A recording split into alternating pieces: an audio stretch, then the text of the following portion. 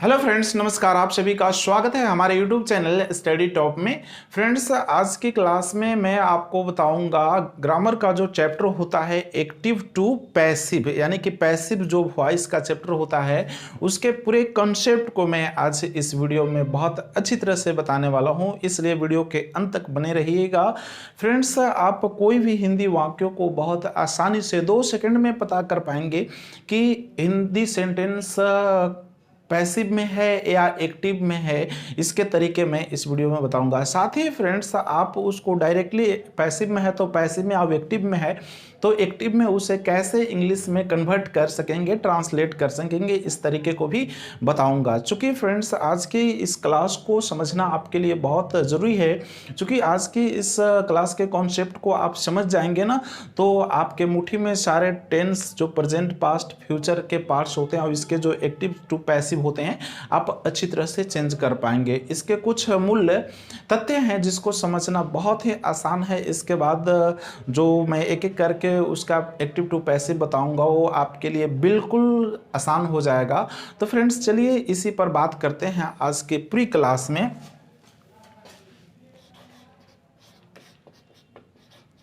Active to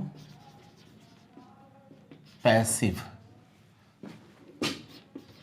voice. तो friends, active to passive voice जो है फ्रेंड्स, एक हमेशा ध्यान में रखेंगे कि एक्टिव वॉइस का जो सेंटेंस होता है उसमें सबसे पहले सब्जेक्ट का होना अति आवश्यक होता है। एक्टिव वॉइस का सेंटेंस बनाना हो, आप हिंदी में बनाना चाहें या इंग्लिश में बनाना चाहें या कोई भी अदर भाषा में बनाना चाहें, तो सबसे पहले सब्जेक्ट का होना आवश्यक है।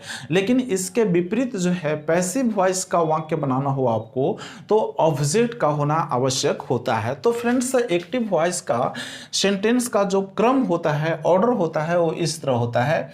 सब्जेक्ट, वर्ब प्लस ऑब्जेक्ट होता है। ए फ्रेंड्स, जो ऑर्डर रहा, स्ट्रक्चर रहा, वो एक्टिव वॉइस के सेंटेंस को है।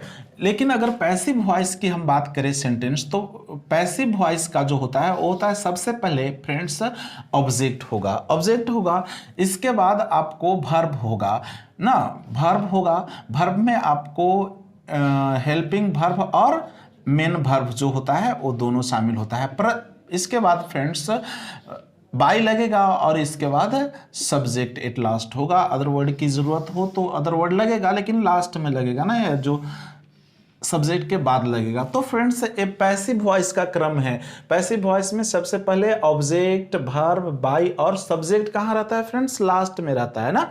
और एक्टिव वॉइस में सबसे पहले सब्जेक्ट होगा, इसके बाद वर्ब होगा, इसके बाद ऑब्जेक्ट होगा। मतलब ये कहें कि एक्टिव वॉइस का जो सेंटेंस होता है उसमें सब्जेक्ट एक्टिव रहता है, लेकिन पैसिव वॉइस का जो सब्जेक्ट सेंटेंस होता है, स्ट्रक्चर होता है, उसमें पैसिव वॉइस में सबसे पहले क्या होता है? ऑब्जेक्ट एक्टिव रहता है और सब्जेक्ट जो है निष्क्रिय हो जाता है, वो लास्ट में चला जाता है। तो फ्रेंड्स, इस तरह बनता है। तो एक एग्जाम्पल को लेकर के फ्रेंड्स हम अच्छी तरह से आपको समझाने की कोशिश करें तो बेहतर रहेगा, अच्छा रहेगा। अब एक एग्जाम्पल ले लेते हैं कि रामू आम खाता है। तो फ्रेंड्स, ये जो है रामू आम खाता है, ये आपको एक्टिव वॉइस है। इसे आप इंग्लिश में चेंज करेंगे तो क्या बनता है फ्रेंड्स?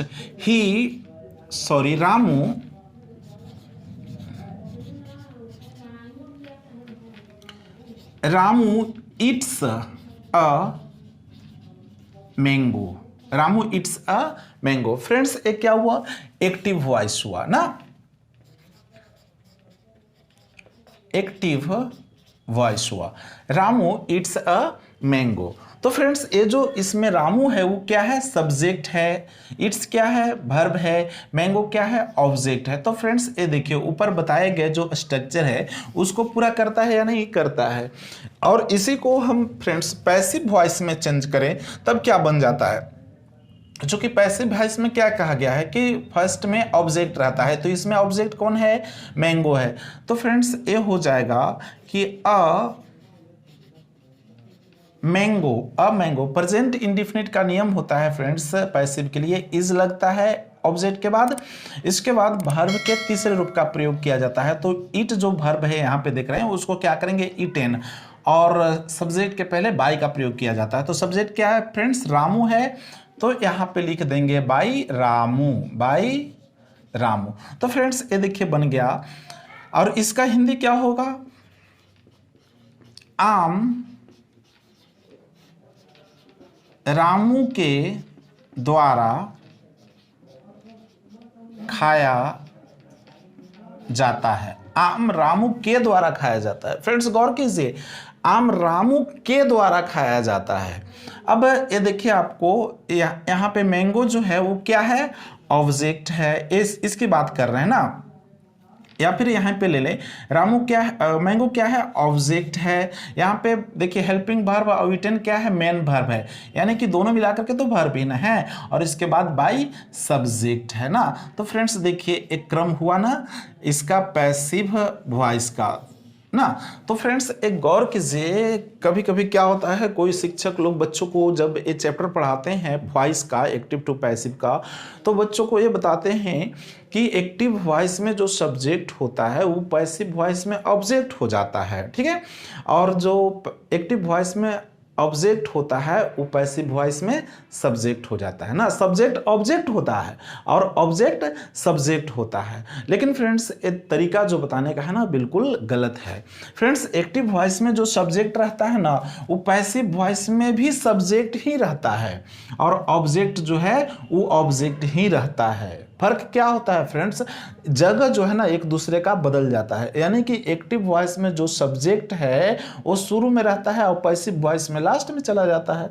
जहाँ पे एक्टिव वॉइस में ऑब्जेक्ट होता है और ऑब्जेक्ट है वो सब्जेक्ट के जगह में शुरू में आ जाता है पैसिव वॉइस में। देखिए बदला है या नहीं, रामू यहाँ पे क्या है, सब्जेक्ट शुरू में है, और यहाँ पे भी एक्टिव वॉइस से पैसिव वॉइस में चेंज किए तो भी रामू जो है सब्जेक्ट का सब्जेक्ट ही रह गया। फ्रेंड्स अगर वैसा होता यानी कि साफ साफ है कि ये एक दूसरे से स्थान को बदल ले रहे हैं ना, शुरू में आ जा रहे हैं और लास्ट में चला जा रहा है। फ्रेंड्स अगर ऐसा होता कि सब्जेक्ट ऑब्जेक्ट बन जाता तो रामू यहाँ सब्जेक्ट है वो ऑब्जेक्ट बन जाएगा, तो फिर फ्रेंड्स इसका गलत सेंटेंस क्या बनेगा। देखिए अब ये रॉन्ग सेंटेंस आपको आएगा, रॉन्ग वाले इसको मत मानिएगा, ठीक है। अब रामू यहाँ लिख दें कि रामू सब्जेक्ट तो है वो ऑब्जेक्ट हो जाएगा, चूंकि पैसिव वॉइस में ऑब्जेक्ट शुरू में होता है। तो रामू इज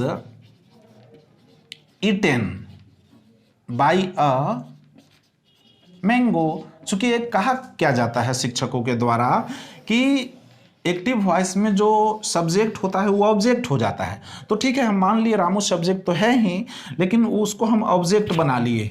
पैसिव वॉइस में ऑब्जेक्ट शुरू रखना है ना, रख लिए, और जो ऑब्जेक्ट है एक्टिव वॉइस में उसको हम सब्जेक्ट बना लिए। लेकिन क्योंकि ऐसा कहा जाता है कि ऑब्जेक्ट रहता है एक्टिव वॉइस में, वो पैसिव वॉइस में सब्जेक्ट हो जाता है, तो हम इसको सब्जेक्ट बना लिए मैंगो को। तब क्या होगा, Ramu is eaten by a mango, मतलब हो गया कि रामू को आम के द्वारा खाया जाता है। दैट इज रॉन्ग, ये बिल्कुल गलत है फ्रेंड्स। सही क्या है, सही है कि एक्टिव वॉइस का सब्जेक्ट पैसिव वॉइस में भी सब्जेक्टे रहता है, ऑब्जेक्ट पैसिव वॉइस में ऑब्जेक्टे रहता है।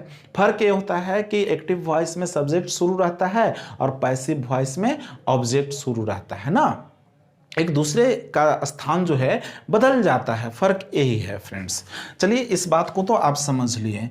अब दूसरी बात कि आप किस तरह किसी हिंदी वाक्य को कैसे पहचान पाएंगे कि सेंटेंस एक्टिव वॉइस में है या पैसिव वॉइस में। एक्टिव वॉइस में सेंटेंस है या पैसिव वॉइस में हिंदी वाक्य को आप कैसे पहचान पाएंगे। तो फ्रेंड्स मात्र 3 पॉइंट हैं, 3 शब्द हैं जिसको आपको याद रखना है। वो है फ्रेंड्स, जब एक्टिव वॉइस का जो पहचान रहता है उसमें आ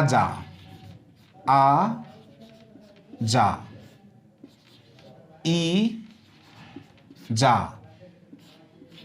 ए जा, ये तीनों चीज आपको याद रखना है फ्रेंड्स। आजा, इजा, एजा, मतलब ये कि हिंदी वाक्य के लास्ट में एक्टिव वॉइस का जो पहचान होता है उसके साथ साथ अगर आजा, इजा, एजा लगा रहे तो समझिए वो पैसिव वॉइस का वाक्य है। ठीक है, जैसे यहां देखिए फ्रेंड्स, रामू आम खाता है, क्या है फ्रेंड्स, तो सिंपल प्रेजेंट के लिए ता है, ती है, ते है आता है पहचान।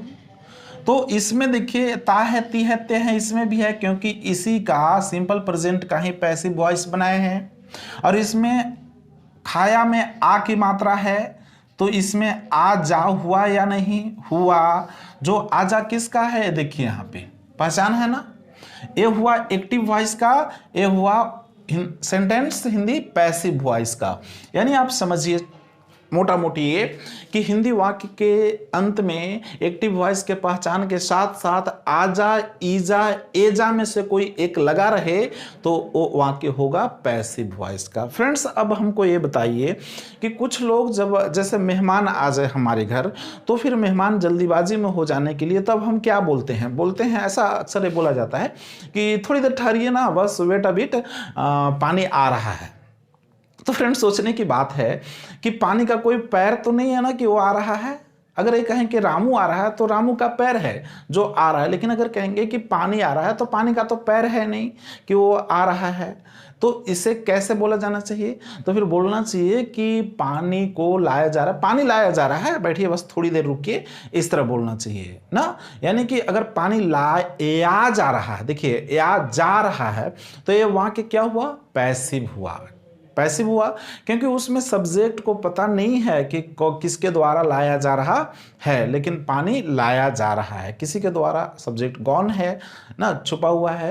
तो इस तरह आप आसानी से पकड़ पाएंगे हिंदी वाक्य को कि एक्टिव में है या पैसिव में है। अब इस तरह डायरेक्टली आप उसे चेंज कर सकते हैं किसी ऐसे वाक्य जो हिंदी में है। और ये जरूर नहीं कि उसको चेंज करने के लिए आपको पैसिव में विशेष आपको एक्टिव से पैसिव करना जरूरी है। आप डायरेक्टली अगर हिंदी वाक्य है तो उसको आप चेंज कर सकते हैं, कोई टेंस का कोई भी भाग का हो आसानी से आप पकड़ सकते हैं। तो फ्रेंड्स इस तरह रहा। दूसरी बात ये भी फ्रेंड्स याद रखना बहुत ज़रूरी है, ये तो पहला पॉइंट आप रख लीजिए याद कि आपको हिंदी वाक्य को पहचानना हो तो फिर आप इस तरह आ जाए, ईजा, एजा लास्ट में लगा रहेगा एक्टिव वॉइस के पहचान के साथ, तो पैसिव वॉइस का होगा। दूसरा पॉइंट ये भी याद रखना है फ्रेंड्स कि पैसिव वॉइस होता है उसका मेन वर्ब जो होता है ना, मेन वर्ब वो हमेशा वर्ब के तीसरे रूप यानी कि पास्ट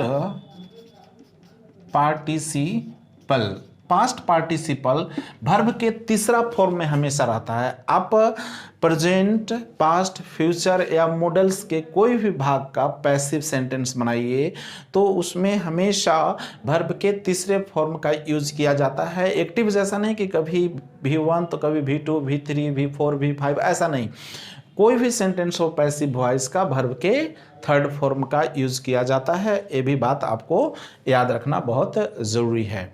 और फ्रेंड्स तीसरी बात ये कि पैसिव वॉइस हो ना तो उसके पहले सब्जेक्ट के पहले बाई का होना आवश्यक है। आपको तीसरे पॉइंट में आपको याद रखना है कि अगर एक पैसिव वॉइस का सेंटेंस हो और उसमें सब्जेक्ट दिया रहे, ठीक है, तो फिर उसके पहले बाई का प्रयोग जरूर करेंगे। और सब्जेक्ट कहाँ होता है पैसिव वॉइस में, लास्ट में होता है ना, फर्स्ट में नहीं होता है फ्रेंड्स। ठीक है, अब एक दो और एग्जाम्पल देख लेते हैं एक्टिव वॉइस से पैसिव वॉइस में चेंज करने के लिए, ताकि इन तीनों जो चीज़ों को याद रखना है आपको, उससे आप सेटिस्फाइड हो, संतुष्ट हो जाए कि ये बहुत इंपॉर्टेंट है। एग्जाम्पल नंबर फर्स्ट, मैं इस काम को कर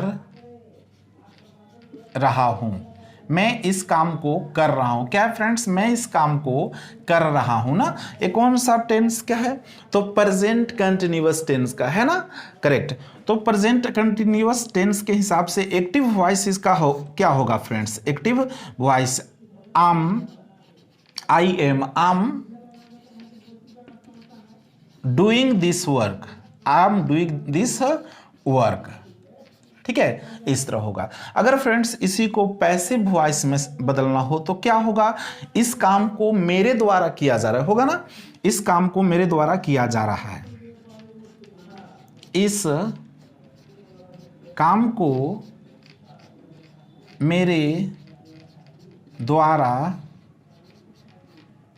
किया जा रहा है, इस काम को मेरे द्वारा किया जा रहा है। तब फ्रेंड्स क्या हुआ, देखिए दिस वर्क जो है ना, उस ऑब्जेक्ट है एक्टिव में, उसको हम यहां पे ले आएंगे शुरू में, यानी कि दिस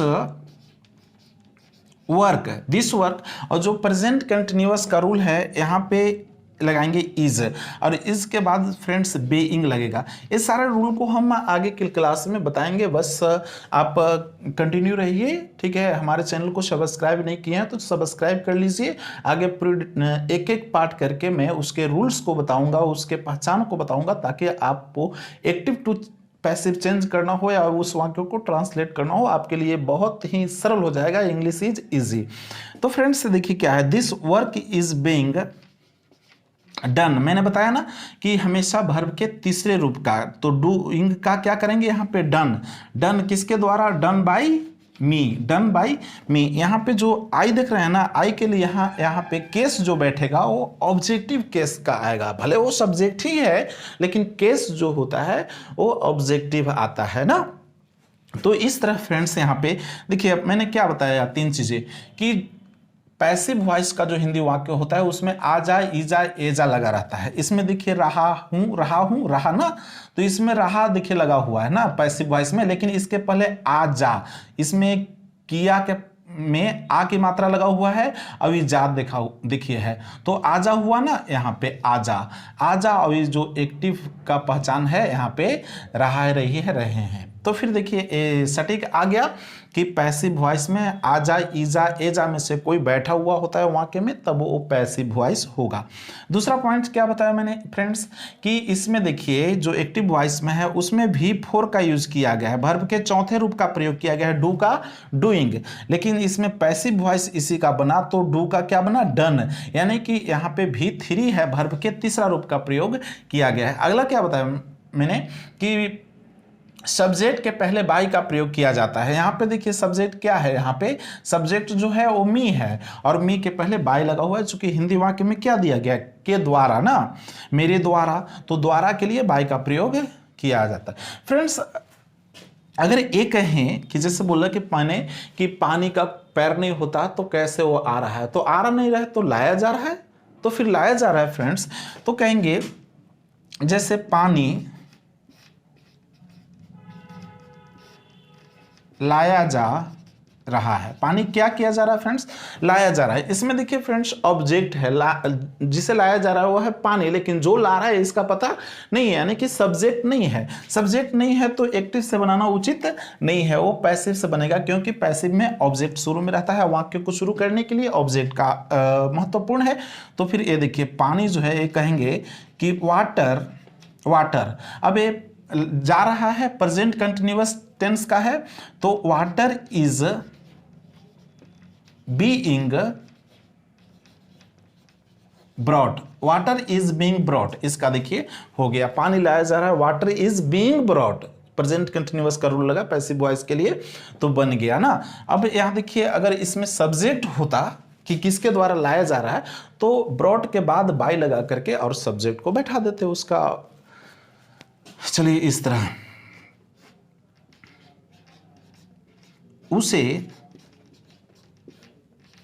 पीटा जा रहा था, उसे पीटा जा रहा था फ्रेंड्स, उसे पीटा जा रहा था, पता ना किसने पीट रहा था, ये सेंटेंस में नहीं बताया गया है, ठीक है, लेकिन उसे पीटा जा रहा था, किसे, उसे, तो उसे का क्या होगा फ्रेंड्स, ही, ठीक है, ही, उसे पीटा जा रहा था, पास्ट कंटिन्यूअस का पैसिव वॉइस है, रहा था, रही थी, पास्ट कंटिन्यूअस होता है, जिसमें देखिए आजा, ईजा लगा हुआ है फ्रेंड्स, तो ये क्या हुआ, पैसिव वॉइस का हो गया। मैंने शुरू में बताया था कि आजा, ईजा, एजा में से कोई लगा हुआ हो पहचान ना, तो सेंटेंस पैसिव वॉइस का, उसे पीटा जा रहा था, सब्जेक्ट नहीं है, पिटाने वाला पता है। तो he was being beaten, he was being beaten, उसे पीटा जा रहा था, लेकिन पता नहीं है कि किसने पीट रहा था, तो वहां पे नहीं देंगे। अगर पता होता कि कौन पीट रहा था तो बाई लगा करके और उस सब्जेक्ट को दे देते, बैठा देते, पैसिव वॉइस के लिए वो सब्जेक्ट होता। तो फ्रेंड्स एक कॉन्सेप्ट जो मैंने यहाँ पे ये तीनों चीज बताया ना, ये महत्वपूर्ण है कि आपको पहचानना हो हिंदी वाक्य को। तो आजा, ईजा, एजा देखेंगे उसका एक्टिव वॉइस के पहचान के साथ साथ, तो फिर आप पैसिव वॉइस पकड़ लेंगे, और नहीं रहेगा तो एक्टिव वॉइस में मानिए, और उसका सेंटेंस को चेंज करेंगे, आप ट्रांसलेट करेंगे इंग्लिश में। तो पैसिव वॉइस में हमेशा वर्ब के तीसरे रूप का प्रयोग किया जाता है, किसी अन्य रूप को नहीं बैठाना है। अगला है कि सब्जेक्ट अगर दिया रहे पैसिव वॉइस में तो उसके पहले बाई का प्रयोग अति आवश्यक है। तो फ्रेंड्स अब हम अगले क्लास में इसके सिंपल प्रेजेंट का, पास्ट का, फ्यूचर का और मॉडल्स का एक एक करके आपको ट्रांसलेट करने के लिए बताएंगे, साथ में एक्टिव वॉइस भी बताएंगे। यानी कि अगले वीडियो को देखते रहने के लिए आपको दो फायदे हैं कि एक्टिव वॉइस का जो रूल है प्रत्येक टेंस के भाग का, उसको आप सीखेंगे, और उसका पैसिव वॉइस का भी रूल है, उसका पहचान है, वो भी सीखेंगे। तो फ्रेंड्स नए हैं तो बिल्कुल इस चैनल को सब्सक्राइब कर लीजिए, पूरी डिटेल्स इंग्लिश आपको सिखाएंगे, और वीडियो को लाइक भी कर दीजिए। फिर मिलते हैं अगले वीडियो में, तब तक के लिए आप सभी को गुड बाय।